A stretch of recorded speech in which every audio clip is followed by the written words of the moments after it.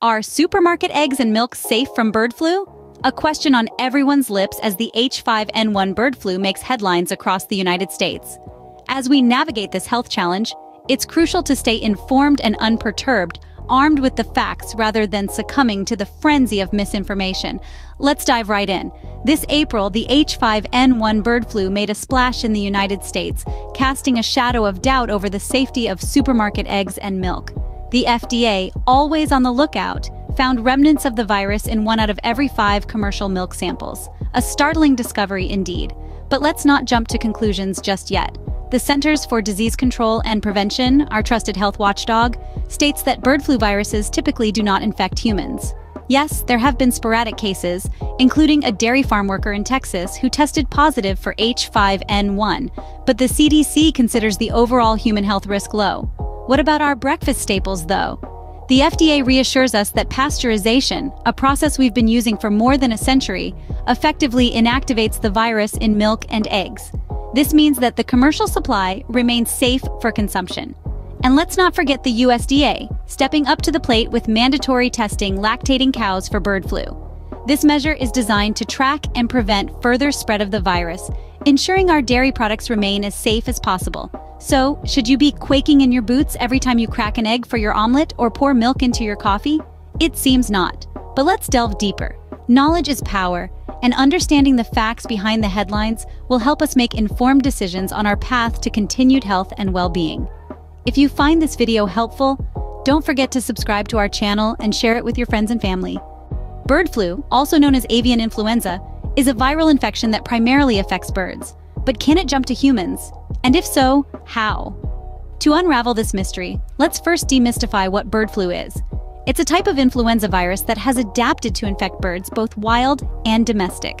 This virus can be quite the traveler, hitching rides with migratory birds and spreading to poultry in various regions. Now, how does it spread among birds? It's much like how a common cold spreads among us. Infected birds can transmit the virus through their saliva, nasal secretions, and feces. Uninfected birds then catch the virus when they have contact with these contaminated secretions or excretions. But the million-dollar question is, can it jump to humans? The answer is yes, but it's not a common occurrence. Let's look at a recent example, a dairy farm worker in Texas who tested positive for the H5N1 strain. This worker had direct exposure to an infected bird, which is typically how such transmissions occur. However, it's vital to note that human-to-human transmission of bird flu is incredibly rare. So, can you catch bird flu from your morning scrambled eggs or that glass of milk? The risk is extremely low. The virus is heat-sensitive, meaning that cooking and pasteurization effectively inactivate it. Thus, as long as your eggs are well cooked and your milk is pasteurized, they're safe to consume. But before you start seeing every chicken as a potential health hazard, remember, human cases are sporadic and the overall human health risk is considered low. So, continue enjoying your omelets and glasses of milk, but as always, stay informed and maintain good hygiene practices. Eggs and milk, 2 staples of the American diet. But how do they fit into the bird flu narrative? Let's delve into that. Bird flu, or avian influenza, is primarily a disease of birds. However, it can theoretically contaminate eggs and milk, as the virus might be present in the birds that produce them. This raises a question that might have crossed your mind. Could my morning omelet or glass of milk be a potential carrier of this virus? Here's what we know. The Food and Drug Administration, or the FDA, found traces of the H5N1 bird flu virus in 1 out of 5 commercial milk samples. Now that might sound alarming, but it's crucial to understand what this really means. The presence of the virus doesn't necessarily translate into a health risk. Why, you ask? The answer lies in a process we're all familiar with: pasteurization. This simple heat treatment effectively inactivates the bird flu virus, making our eggs and milk safe for consumption. So, that egg or glass of milk you're about to enjoy?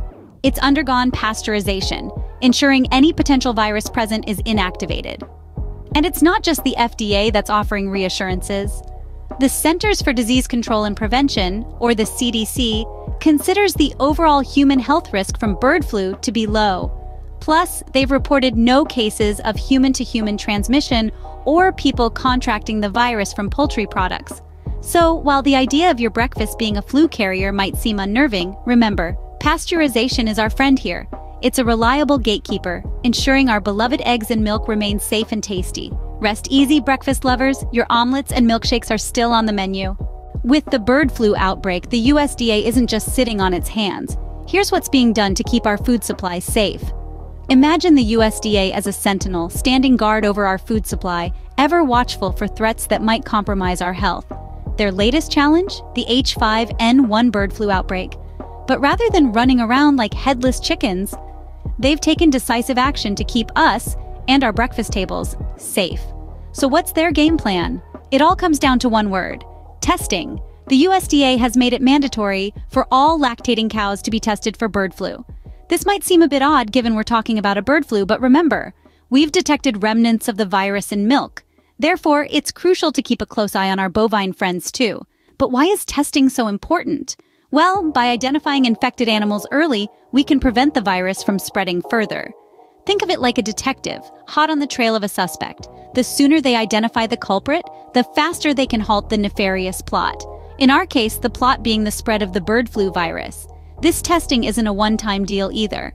It's a continuous process, a constant vigil, because the USDA knows that in the fight against bird flu, complacency is not an option. It's a battle of persistence, of constantly staying one step ahead of the virus. And it's not just about protecting us, the consumers.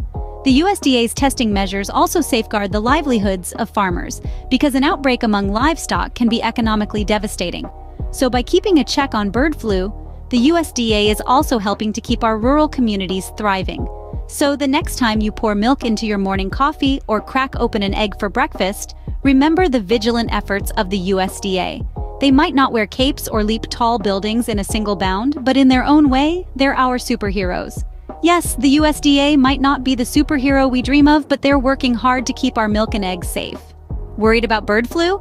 Here's how you can up your food safety game. You might be asking, how does this bird flu scenario impact my kitchen behavior? Well, let's delve into it. Proper handling and cooking of food, particularly poultry products, is vital. It's like your first line of defense against any potential health risks, bird flu included. First off, always make sure to wash your hands thoroughly before and after handling raw poultry. This might seem like a no-brainer, but it's a step that's often overlooked. And it's not just about a quick rinse under the tap. We're talking about a good 20-second scrub with warm water and soap. Next, avoid cross-contamination. You know, that sneaky process where bacteria from one food item are unintentionally transferred to another. To prevent this, always use separate cutting boards for raw poultry and other foods. And remember to clean all kitchen surfaces and utensils that have come into contact with raw poultry. Now, let's talk about cooking. The key here is to cook poultry thoroughly. You're not aiming for medium rare when it comes to chicken. No, sir. You want to make sure your poultry is well cooked, reaching an internal temperature of 165 degrees Fahrenheit. That's the magic number where any present bird flu virus would be inactivated. And what about eggs, you ask? Same rule applies. Cook eggs until both the yolk and white are firm. No runny yolks, folks.